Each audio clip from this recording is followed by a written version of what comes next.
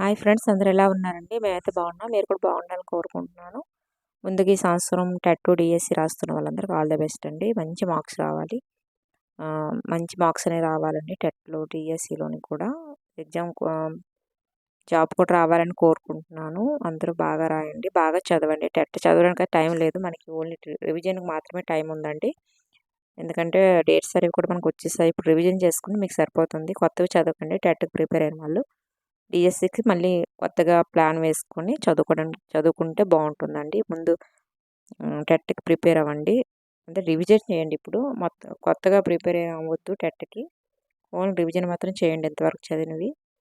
అందరూ బాగా చదవండి. టైం వేస్ట్ మాత్రం చేయొద్దు. చాలా ఇంపార్టెంట్ బిట్స్. ఈరోజు సోషల్ కంటెంట్కి సంబంధించిన బిట్స్ చేయడం జరుగుతుంది. నిన్నేమో సైకాలజీకి సంబంధించిన బిట్స్ చేశాను. ఈరోజు సోషల్ కంటెంట్కి సంబంధించిన బిట్స్ అండి. రేపు మళ్ళీ సైకాలజీకి సంబంధించిన బిట్స్ అనేది చేయడం జరుగుతుంది. అలా రోజు తప్పించి రోజు సబ్జెక్ట్ మారుస్తూ చెప్తుంటాను నేను. ఒకవేళ మా వీడియోగా నచ్చితే లైక్ చేయండి, షేర్ చేయండి, సబ్స్క్రైబ్ చేయండి ఫ్రెండ్స్. చాలామంది సబ్స్క్రైబ్ చేయకుండానే చూస్తున్నారు. సబ్స్క్రైబ్ చేయండి. ఈ బిట్స్ ఇప్పుడు 22వ పేజీ చూస్తున్నారు కదండి. ఇవన్నీ నేను ముందు చెప్పాను. ఈ బిట్స్ అనేవి వాటి కంటిన్యూస్నివి. 22 అనేది ఎప్పుడు ఈరోజు ఏంటంటే 23 నుంచి నేను 23 పేజీ నుంచి కంటిన్యూస్ చేస్తాను బిట్స్ అనేవి. 22వది ఈ బిట్స్ అనేవి నేను 20, 21 అలా 19, 18 ఆ పేజీలన్నీ నేను ముందు చెప్పానండి. ఒకసారి ఛానల్ చెక్ చేయండి కొత్త వాళ్ళైతే. పాత వాళ్ళైతే వాళ్ళకి డైలీ వీడియోస్ పోస్ట్ అవుతాయి కాబట్టి వాళ్ళకి చెప్పవలసిన అవసరం లేదు. కొత్త వాళ్ళైతే ఒకసారి ఛానల్ చెక్ చేయండి. మొత్తం పేజ్ వైజ్ పెడుతున్నాను బిట్స్ అనేవి సోషల్ కంటెంట్కి సంబంధించి. ఇవన్నీ నేను నిన్న చెప్పేస్తానండి బిట్స్ ఇవి. 22 పేజు, 21 పేజీ, 20వ పేజీ, 19వ పేజీ, 18వ పేజీ అలా 1వ పేజీ నుంచి మొత్తం చెప్పానండి బిట్స్ అనేవి. ఒకసారి చూసుకోండి. చాలా ఇంపార్టెంట్ బిట్స్ అనేవి. ఈరోజు 23 నుంచి మనం 23 పేజీ నుంచి స్టార్ట్ చేద్దాము. వీడియో మాత్రం స్కిప్ చేయకండి. చాలా ఇంపార్టెంట్ బిట్స్ అనేవి. ఓకే, ఇప్పుడు మనం బిట్స్లోకి వెళ్దాము. అమెరికా వియత్నాంపై యుద్ధం చేసిన కాలం అంటే 1965-72 అండి. అమెరికా వియత్నాంపై యుద్ధం చేసిన కాలం అంటే 1965-72.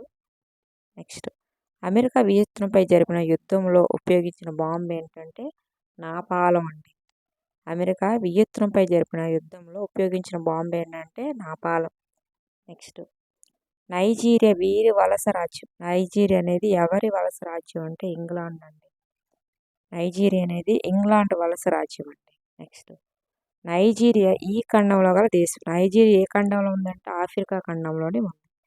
నైజీరియా అనేది ఆఫ్రికా ఖండంలో ఉందండి. నెక్స్ట్, 1936లో నైజీరియా యువ ఉద్యమం స్థాపకుడు ఎవరంటే ఎన్ అజికివే అండి. 1936లో నైజీరియా యువ ఉద్యమ స్థాపకుడు ఎవరంటే ఎన్ అజికివే. నెక్స్ట్, నైజీరియాకు స్వాతంత్రం వచ్చిన సంవత్సరం ఎప్పుడంటే అక్టోబర్ 1, 1963 అండి. ఇది ఆఫ్రికా ఖండంలో ఉంది నైజీరియా అనేది. దీనికి స్వాతంత్రం ఎప్పుడు వచ్చిందంటే అక్టోబర్ 1, 1963. నెక్స్ట్, నైజీరియాలో లభించే ప్రధానమైన సహజ వనరు ఏదంటే ముడి చమురు లేదా పెట్రోలియం అండి. అక్కడ మనకి ఎక్కువ ఏం దొరుకుతుందండి నైజీరియాలో? ముడి చమురు లేదా పెట్రోలియం. ముడి చమురు లేదా పెట్రోలియం అండి. నెక్స్ట్ మనం చూసుకుంటే దేశ తెగ తేడాల లేకుండా ఆఫ్రికా ప్రజలందరినీ ఒకటిగా చేయడాన్ని ఏమంటారంటే ఖండాంతర ఆఫ్రికావాదం. ఖండాంతర ఆఫ్రికావాదం అండి. దేశ తెగ తేడాలు లేకుండా ఆఫ్రికా ప్రజలందరినీ ఒకటిగా చేయడాన్ని ఏమంటారంటే ఖండాంతర ఆఫ్రికావాదం అండి. నెక్స్ట్ 35 చూసుకుంటే ఖండాంతర ఆఫ్రికావాదంలో ప్రముఖ పాత్ర పోషించిన వాడు ఎవరు అంటే క్వామె నక్రూమా అండి. ఖండాంతర ఆఫ్రికావాదంలో ప్రముఖ పాత్ర పోషించిన వాడు ఎవరు అంటే క్వామె నక్రూమా అండి. నెక్స్ట్ మనం చూసుకుంటే 36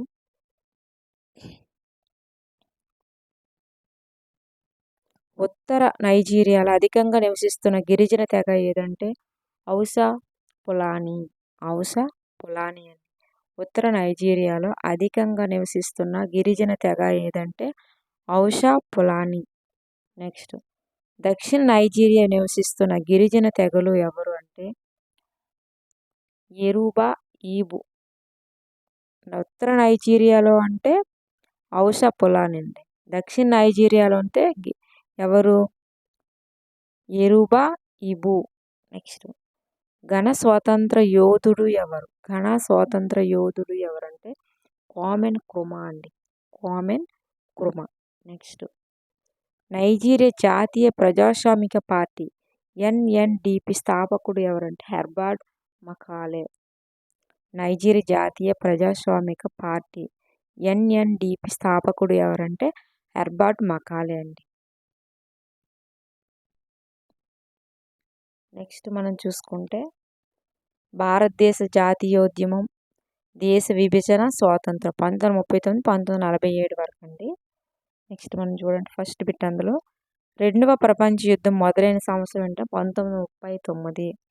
రెండవ ప్రపంచ యుద్ధం మొదలైన సంవత్సరం 1939 అండి. 1937లో జరిగిన ఎన్నికల్లో కాంగ్రెస్ ఎన్ని రాష్ట్రాలు అధికారంలోకి వచ్చిందంటే 11 రాష్ట్రాలు. 1937లో జరిగిన ఎన్నికల్లో కాంగ్రెస్ ఎన్ని రాష్ట్రాలు అధికారంలోకి వచ్చిందంటే 11. నెక్స్ట్ అక్షరాజ్యాలు అంటే అగ్రరాజ్యాలు అంటే ఎవరంటే జర్మనీ, జపాన్, ఇటలీ అండి. అగ్రరాజ్యాలు అంటే ఎవరు? Germany, Japan, Italy. Next fascism స్థాపకుడు ఎవరు అంటే హిట్లర్ అండి. ఫాసిజం స్థాపకుడు ఎవరండి? హిట్లర్. నెక్స్ట్ రెండవ ప్రపంచ యుద్ధ సమయంలో బ్రిటన్ ప్రధానమంత్రి ఎవరంటే విన్స్టన్ చర్చిల్. విన్స్టన్ చర్చిల్ అండి. రెండవ ప్రపంచ యుద్ధ సమయంలో బ్రిటన్ ప్రధాని ఎవరంటే విన్స్టన్ చర్చిల్. నెక్స్ట్ ఇంగ్లాండ్ మాజీ ప్రధాని విన్స్టన్ చర్చిల్ ఏ పార్టీకి చెందినవారంటే కన్సర్వేటివ్ పార్టీ. కన్సర్వేటివ్ పార్టీ అండి. ఇంగ్లాండ్ మాజీ ప్రధాని విన్స్టన్ చర్చిల్ ఏ పార్టీకి చెందినవాడంటే కన్సర్వేటివ్ పార్టీకి చెందినవాడు. నెక్స్ట్ మనం చూసుకుంటే 7వదండి. అందులో ముస్లిం లీగ్ పార్టీ ఏర్పడిన సంవత్సరం ఎప్పుడంటే 1906. ముస్లిం లీగ్ పార్టీ ఏర్పడిన సంవత్సరం 1906 అండి. అలాగే ముస్లిం లీగ్ అధ్యక్షుడు ఎవరంటే ఎంఏ జిన్నా. ఎంఏ జిన్నా అండి. ముస్లిం లీగ్ పార్టీ అధ్యక్షుడు ఎంఏ జిన్నా. అది ఎప్పుడు స్థాపించబడిందంటే ఏర్పడింది 1906లో అండి. ముస్లిమ్స్కు ప్రత్యేక నియోజకవర్గాలను ఏర్పాటు చేసిన సంవత్సరం ఏదంటే 1909. ముస్లిమ్స్లకు ప్రత్యేక నియోజకవర్గాలను ఏర్పాటు చేసిన సంవత్సరం 1909. నెక్స్ట్ 1937లో జరిగిన ఎన్నికల్లో ముస్లిం లీగ్ గెలుచుకున్న స్థానాలు ఏంటంటే 102. 1937లో జరిగిన ఎన్నికల్లో ముస్లింలు గెలుచుకున్న స్థానాలు ఏంటంటే 102 అండి. ఆర్ఎస్ఎస్ అనగా రాష్ట్రీయ స్వయం సేవక్ సంఘ్ అండి. ఆర్ఎస్ఎస్ అంటే రాష్ట్రీయ స్వయం సేవక్ సంఘ్. నెక్స్ట్ సారే జహాస్ అచ్చా అనే కవితను రచించింది ఎవరు అంటే మహమ్మద్ ఇక్బాల్. సారే జహాజ్ అచ్చా అనే కవితను రచించింది ఎవరంటే మహమ్మద్ ఇక్బాల్ అండి. నెక్స్ట్ మనం చూసుకుంటే 13వది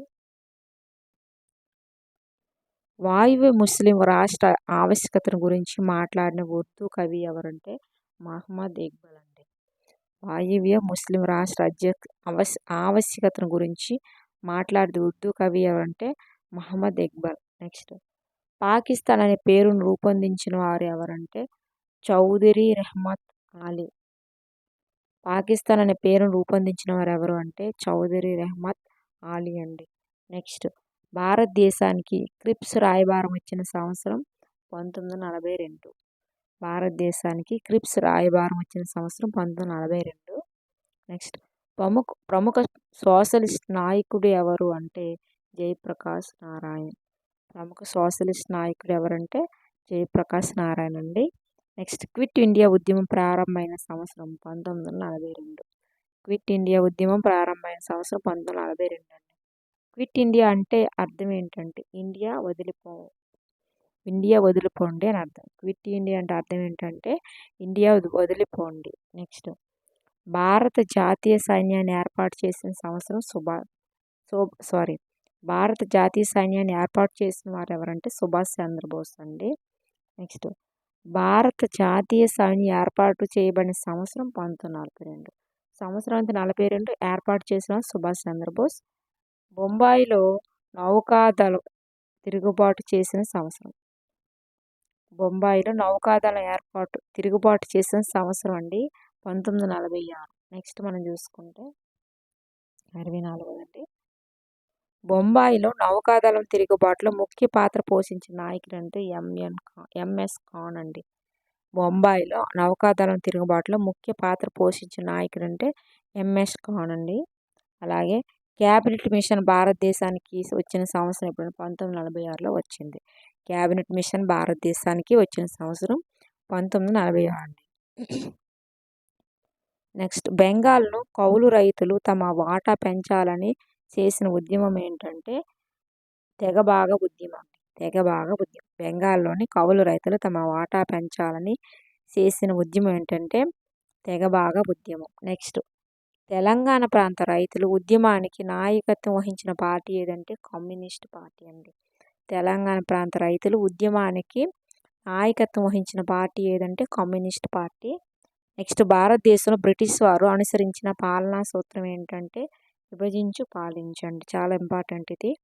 భారతదేశంలో బ్రిటిష్ వారు అనుసరించిన పాలనా సూత్రం ఏంటంటే విభజించు పాలించు, విడదీయడం మళ్ళీ పాలించడం అండి. అలాగే పాకిస్తాన్ కోసం ముస్లిం లీగ్ ప్రత్యక్ష కార్యాచరణ దినంగా ప్రకటించిన రోజు అంటే 1946 ఆగస్టు 16 అండి. పాకిస్తాన్ కోసం ముస్లిం లీగ్ ప్రత్యక్ష కార్యాచరణ దినంగా ప్రకటించిన రోజు 1946 ఆగస్టు 16. నెక్స్ట్ మనం చూసుకుంటే దేశ విభజన ప్రకటించిన వైస్రాయ్ ఎవరు అంటే మౌంట్ బాటెన్ అండి. దేశ విభజన ప్రకటించిన వైస్రాయ్ అంటే మౌంట్ బాటెన్. నెక్స్ట్ ఒక పిచ్చివాని చేతిలో తుపాకీకి నేను బలి కావలసి వస్తే నవ్వుతూ అందుకు సిద్ధమవుతాను. నాలో ఎటువంటి కోపము ఉండకూడదు. నా హృదయంలో పేదల మీద దేవుడే ఉండాలి అన్న వ్యక్తి ఎవరంటే మహాత్మా గాంధీ అండి. ఒక పిచ్చివాని చేతిలో తుపాకీకి నేను బలి కావలసి వస్తే నవ్వుతూ అందుకు సిద్ధమవుతాను. నాలో ఎటువంటి కోపము ఉండకూడదు. నా హృదయంలో పేదల మీద దేవుడే ఉండాలి అన్న వ్యక్తి ఎవరంటే మహాత్మా గాంధీ అండి. నెక్స్ట్ గాంధీ హత్యకు గురైన దినం అంటే గురైన తేదీ ఏదంటే 1948 జనవరి 30. 1948 జనవరి 30 గాంధీ హత్యకు గురైన రోజు ఏంటంటే 1948 జనవరి 30 అండి. నెక్స్ట్ మనం చూసుకుంటే గాంధీని హత్య చేసిన వారు ఎవరంటే నాథూరాం గాడ్సే. గాంధీని హత్య చేసిన వారు ఏమంటే నాథూరాం గాడ్సే అండి. నెక్స్ట్ స్వాతంత్రం వచ్చేటప్పటికి భారతదేశంలో స్వదేశీ సంస్థానాలు ఏంటంటే 550. మనకి స్వాతంత్రం వచ్చేటప్పటికి భారతదేశంలో స్వదేశీ సంస్థానాలు ఏంటంటే 550. అలాగే స్వదేశీ సంస్థానాలు విలీనానికి కారకుడు ఎవరంటే సర్దార్ వల్లభాయ్ పటేల్. స్వదేశీ సంస్థానాలు విలీనం అంటే కలిసిపోవడానికి కారణం ఎవరంటే సర్దార్ వల్లభాయ్ పటేల్ అండి. నెక్స్ట్ రాజాభరణాలు రద్దు చేసిన సంవత్సరం ఏదంటే 1971 అండి. నెక్స్ట్ మనం చూసుకుంటే స్వతంత్ర భారత రాజ్యాంగ నిర్మాణం అండి. నేపాల్ మధ్యంతర రాజ్యాంగాన్ని ప్రకటించిన సంవత్సరం 2007 అండి. నేపాల్ మధ్యంతర రాజ్యాంగాన్ని ప్రకటించిన సంవత్సరం 2007. నెక్స్ట్ జపాన్ పార్లమెంటును ఏమంటామంటే డైట్ అని పిలుస్తామండి. జపాన్ పార్లమెంట్ మనం డైట్ అని పిలుస్తాము. నెక్స్ట్ మనం చూసుకుంటే మూడోది లింగం అన్న పదాన్ని ఏ దేశ రాజ్యాంగం పేర్కొంది అంటే నేపాల్ అండి. లింగం అనే పదాన్ని నేపాల్ దేశం రాజ్యాంగ ప్రవేశిగా పేర్కొంది. నెక్స్ట్ శాంతి కాముకతను ఏ దేశ రాజ్యాంగం ప్రవేశిగా కనబరిచిందంటే జపాన్ అండి. నెక్స్ట్ నేపాల్లో రాజరికం రద్దయిన సంవత్సరం ఏదంటే 2007. నేపాల్లో రాజరికం రద్దయిన సంవత్సరం ఎప్పుడంటే 2007. అలాగే ప్రభుత్వ స్వభావాన్ని సిద్ధాంతాలను తెలియజేసేది ఏంటంటే రాజ్యాంగం. ప్రభుత్వ స్వభావాన్ని సిద్ధాంతాలను తెలియజేసేది రాజ్యాంగం అండి. భారతదేశ రాజ్యాంగాన్ని రూపొందించిన సంస్థ ఏదంటే రాజ్యాంగ సభ. భారత రాజ్యాంగాన్ని రూపొందించిన సంస్థ ఏంటంటే రాజ్యాంగ సభ అండి. రాజ్యాంగ సభకు ఎన్నికలు జరిగిన సంవత్సరం 1946. రాజ్యాంగ సభకు ఎన్నికలు జరిగిన సంవత్సరం 1946. క్యాబినెట్ మిషన్ ప్లాన్ ఏర్పడిన సంవత్సరం 1946. రాజ్యాంగ సభకు ఎన్నికలు జరిగిన సంవత్సరం 1946. క్యాబినెట్ మిషన్ ప్లాన్ ఏర్పడిన సంవత్సరం 1946. నెక్స్ట్ మనం చూసుకుంటే 10ది బ్రిటిష్ ప్రత్యక్ష పాలనలో రాష్ట్రాల నుంచి రాజ్యాంగ సభకు ఎన్నికైన సభ్యులు ఎంతంటే 292. బ్రిటిష్ ప్రత్యక్ష పాలనలోని రాష్ట్రాల నుంచి రాజ్యాంగ సభకు ఎన్నికైన సభ్యులు 292. నెక్స్ట్ స్వదేశీ సంస్థానాల నుంచి రాజ్యాంగ సభకు ఎన్నికైన సభ్యుల సంఖ్య ఎంతంటే 93. ఒకసారి చెక్ చేసుకోండి ఇవి. బ్రిటిష్ ప్రత్యక్ష పాలనలోని రాష్ట్రాల నుంచి రాజ్యాంగ సభకు ఎన్నికైన సభ్యులు 292. స్వదేశీ సంస్థల నుంచి రాజ్యాంగ సభకు ఎన్నికైన సభ్యులు 93. నెక్స్ట్ వీడియో కానీ నచ్చితే లైక్ చేయండి, షేర్ చేయండి, సబ్స్క్రైబ్ చేయండి ఫ్రెండ్స్. చాలా ఇంపార్టెంట్ బిట్స్, వీడియో మాత్రం స్కిప్ చేయకుండా చూడండి. నెక్స్ట్ రాజ్యాంగ సభకు ఎన్నికైన షెడ్యూల్ కులాలకు చెందిన ఎంతమంది సభ్యులు ఉన్నారండి అంటే 26 అండి. షెడ్యూల్ కులాలకు చెందిన వాళ్ళు 26. చూడండి ఏ బిట్ అడుగుతారో తెలియదు. నెక్స్ట్ భారత రాజ్యాంగ సభకు ఎన్నికైన మహిళలు అంటే 9. ఇక్కడ చూడండి బ్రిటిష్ ప్రత్యక్ష పాలన రాష్ట్రాల నుంచి రాజ్యాంగ సభకు ఎన్నికైన వారు 292. స్వదేశీ సంస్థల నుంచి రాజ్యాంగ సభకు ఎన్నికైన వాళ్ళు 93. రాజ్యాంగ సభకు షెడ్యూల్ కులాల నుంచి అంటే 26. మహిళలు అయితే 9 మంది అండి. నెక్స్ట్ రాజ్యాంగ సభ సభ్యులు ఎంతమంది డ్యాష్ పద్ధతిలో ఎన్నుకుంటారంటే పరోక్ష పద్ధతిలో. రాజ్యాంగ సభ సభ్యులు పరోక్ష పద్ధతిలో ఎన్నుకుంటారు. నెక్స్ట్ రాజ్యాంగ సభలో జవహర్లాల్ నెహ్రూ ప్రసంగం చేసిన తేదీ ఏమిటి అంటే 1948 డిసెంబర్ 13. రాజ్యాంగ సభలో జవహర్లాల్ నెహ్రూ ప్రసంగం చేసిన తేదీ 1948 డిసెంబర్ 13. నెక్స్ట్ భారత రాజ్యాంగ సభకు అధ్యక్షుడు ఎవరంటే డాక్టర్ బాబు రాజేంద్ర ప్రసాద్. భారత రాజ్యాంగ సభకు అధ్యక్షుడు ఎవరంటే డాక్టర్ బాబు రాజేంద్ర ప్రసాద్. నెక్స్ట్ భారత రాజ్యాంగ ముసాయిద సంఘ అధ్యక్షుడు ఎవరంటే డాక్టర్ బిఆర్ అంబేద్కర్. ఒకసారి చూడండి, 2 పేర్లు కన్ఫ్యూజ్ అవుతుంటారు. భారత రాజ్యాంగ సభకు అధ్యక్షుడు ఎవరంటే డాక్టర్ బాబు రాజేంద్ర ప్రసాద్. భారత రాజ్యాంగ ముసాయిదా సంఘ అధ్యక్షుడు అంటే డాక్టర్ బిఆర్ అంబేద్కర్. నెక్స్ట్ మనం చూసుకుంటే ముసాయిదా రాజ్యాంగాన్ని రాజ్యాంగ సభ ఆమోదించిన సంవత్సరం 1948 నవంబర్ 26. ముసాయిదా రాజ్యాంగాన్ని రాజ్యాంగ సభ ఆమోదించిన సంవత్సరం 1948 నవంబర్ 26. నెక్స్ట్ భారత రాజ్యాంగం అమల్లోకి వచ్చిన సంవత్సరం 1950 జనవరి 26. భారత రాజ్యాంగం అమల్లోకి వచ్చిన సంవత్సరం 1950 జనవరి 26. నెక్స్ట్ మనం చూసుకుంటే 25వ పేజీ. భారత రాజ్యాంగం డాష్ అన్న పదాలతో ప్రారంభమవుతుంది. భారత ప్రజలమైన మేము అని అన్న పదంతో ప్రారంభమవుతుంది మన రాజ్యాంగం అండి. నెక్స్ట్ భారత రాజ్యాంగంలోని ఎక్కువ అంశాలు ఈ చట్టంలోనివంటే భారత ప్రభుత్వ చట్టం 1935లో నుంచి. భారత రాజ్యాంగంలోని ఎక్కువ అంశాలు భారత ప్రభుత్వ చట్టం 1935లోనివి ఎక్కువ ఉంటాయండి. నెక్స్ట్ భారతదేశానికి స్వతంత్రం వచ్చిన తర్వాత సుమారు డాష్ రోజులకు ముసాయిదా సంఘాన్ని ఏర్పాటు చేశారంటే 14 రోజులకు ముసాయిదా సంఘాన్ని ఏర్పాటు చేయడం జరిగింది స్వాతంత్రం వచ్చిన తర్వాత అండి. నెక్స్ట్ ముసాయిదా రాజ్యాంగంలో ఎన్ని అధికరణలు షెడ్యూల్ ఉన్నాయండి. ముసాయిదా రాజ్యాంగంలో ఎన్ని అధికరణలు షెడ్యూల్ ఉన్నాయంటే 317 ప్రకరణలు 8 షెడ్యూల్ ఉన్నాయి. చూడండి చాలా ఇంపార్టెంట్. 315 ప్రకరణలు 8 షెడ్యూల్ ఉన్నాయండి. ముసాయిదా రాజ్యాంగాన్ని విమర్శకులకు సూచనలకు డాష్ నెలల పాటు ప్రజల ముందు ఉంచారంటే 8 నెలలు. 8 నెలలు ఉంచాక దాన్ని అమలు చేయడం జరిగింది. నెక్స్ట్ భారతదేశంలో ఏర్పాటైన ప్రభుత్వ స్వరూపం ఏదంటే పార్లమెంటు వ్యవస్థ అండి.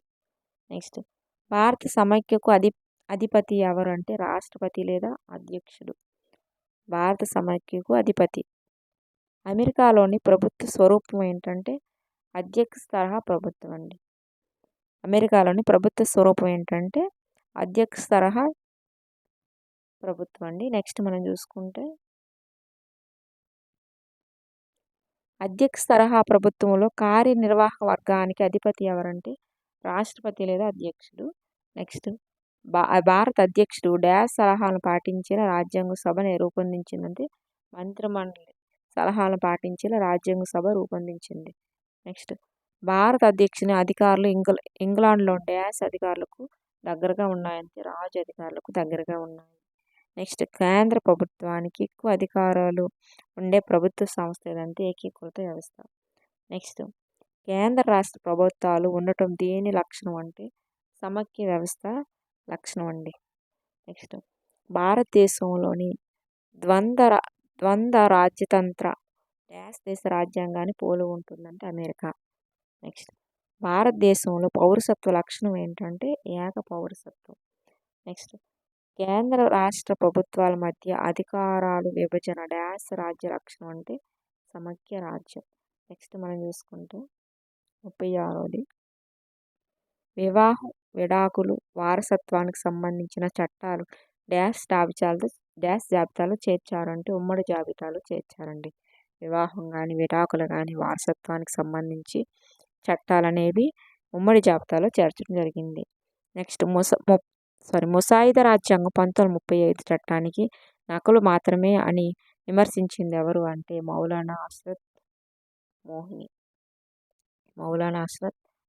అండి. నెక్స్ట్ ముసాయిదా రాజ్యాంగం కీలకమైన గ్రామాల గురించి విస్మరించిందని విమర్శించింది ఎవరు అంటే డిఎస్ సేద్ అండి. నెక్స్ట్ కుల వ్యవస్థని నిషేధిస్తూ తప్ప అంటరానితనాన్ని నిషేధించలేమని పేర్కొన్నది ఎవరంటే శ్రీ ప్రోమద రంజన్ ఠాగూర్ అండి. నెక్స్ట్ అంటరానితనానికి మూల కారణం ఏంటంటే కుల వ్యవస్థ. కులం వల్ల అంటరానితనాన్ని మూల కారణం అయిందండి. నెక్స్ట్ మతం కులం ఆధారంగా వివక్షను చూపే ఏ చర్యనైనా ఏమంటారంటే అంటరానితనం అంటాము.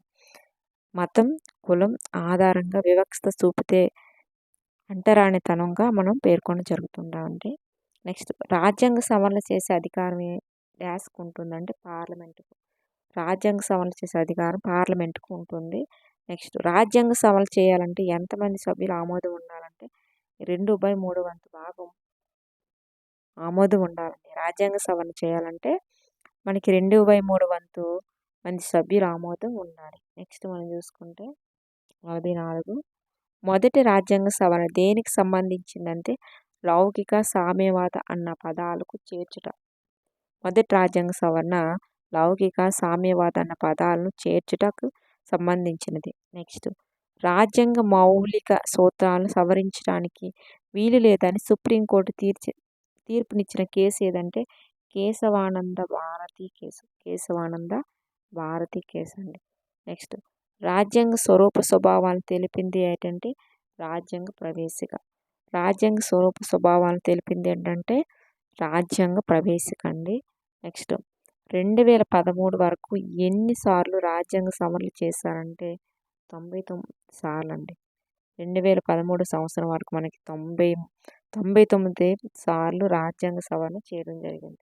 నెక్స్ట్ మనం చూసుకుంటే లాస్ట్ అండి స్వాతంత్రం భారతదేశం 1947 నుంచి 1977 వరకు మధ్య గురించి మనం చెప్పుకుందాం. అందులో ఫస్ట్ బిట్ ఈరోజు స్టార్ట్ చేద్దామండి. 1950 జనవరి 26న మనం వైరుధ్యాలతో కూడిన జీవనంలోకి ప్రవేశించబోతున్న అన్నవారు ఎవరంటే డాక్టర్ బిఆర్ అంబేద్కర్ అండి. 1950 జనవరి 26 మనం వైరుధ్యాలతో కూడిన జీవనంలోకి ప్రవేశించబోతున్న అన్నవారు ఎవరంటే బిఆర్ అంబేద్కర్ అండి. ఇవి అండి ఈరోజుకి బిట్స్. రేపు ఇది స్వతంత్ర భారతదేశం 1947 వరకు చెప్పడం జరుగుతుంది. అందులో ఫస్ట్ బిట్ ఈరోజు స్టార్ట్ చేస్తాం. మిగతావి నేను రేపు చెప్తానండి బిట్స్ అనేవి. ఈ వీడియో కానీ నచ్చితే షేర్ చేయండి, లైక్ చేయండి, సబ్స్క్రైబ్ చేయండి ఫ్రెండ్స్. చాలా ఇంపార్టెంట్ బిట్స్ ఇవి. రేపు కూడా ఇంపార్టెంట్ బిట్స్ మనం చెప్పడం జరుగుతుంది. ఒకసారి కొత్త వాళ్ళు అయితే మా ఛానల్ ఒకసారి చెక్ చేసుకోండి. ఓకే, అందరూ బాగా చదువుకోండి. ఓకే అండి. థ్యాంక్ యూ సో మచ్ అండి.